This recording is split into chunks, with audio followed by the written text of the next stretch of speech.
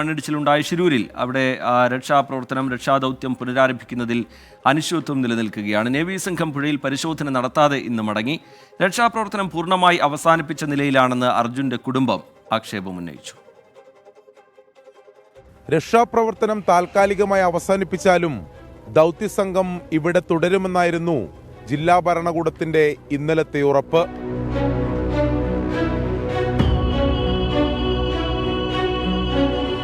ഷിരൂരിൽ മണ്ണിടിച്ചിലുണ്ടായി ഇന്ന് 14-ാം ദിനം.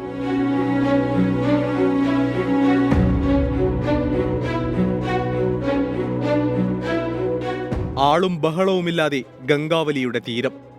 വെള്ളത്തിൽ കുതിച്ചുപായുന്ന ഡിങ്കി ബോട്ടുകളില്ല. തെരച്ചിലിന് സന്നദ്ധമായി ഒരു സേനാ വിഭാഗവുമില്ല. നിർദ്ദേശങ്ങൾ നൽകാൻ ജില്ലാ ഭരണകൂടത്തിന്റെ പ്രതിനിധികളുമില്ല.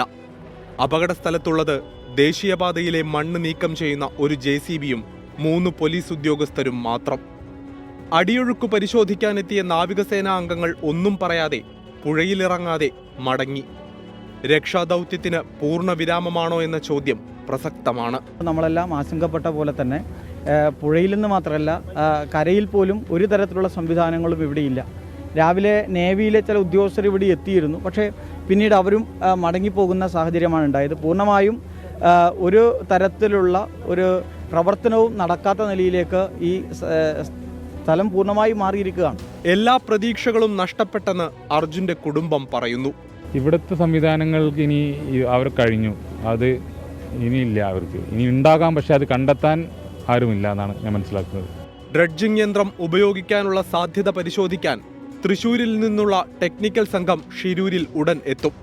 എന്നാൽ 6 നോട്ടിൽ കൂടുതൽ അടിയൊഴുക്കുള്ള ഗംഗാവലിയിൽ ഡ്രഡ്ജർ ഉപയോഗിച്ചുള്ള മണ്ണ് നീക്കത്തിന് വെല്ലുവിളികൾ ഏറെയാണ്. ശാസ്ത്രീയമായ പരിശോധനകൾ ശരിയാണെങ്കിൽ എനിക്ക് പിന്നിൽ കാണുന്ന ഗംഗാവലിപ്പുഴയുടെ അടിത്തട്ടിൽ അർജുന്റെ ലോറിയുണ്ട്. ഒരുപക്ഷെ അർജുൻ ഉൾപ്പെടെ കണ്ടെത്താനുള്ള 3 പേരുമുണ്ടാകാം. പക്ഷേ വീണ്ടെടുപ്പിന്റെ ദൗത്യത്തിനായി ഈ ദുരന്തഭൂമിയിൽ ആരും തന്നെയില്ല. ഷിരൂരിൽ നിന്നും ഷജിൽ ഗുരുവായൂരിനൊപ്പം അരുൺ പൂപ്പറമ്പ, 24.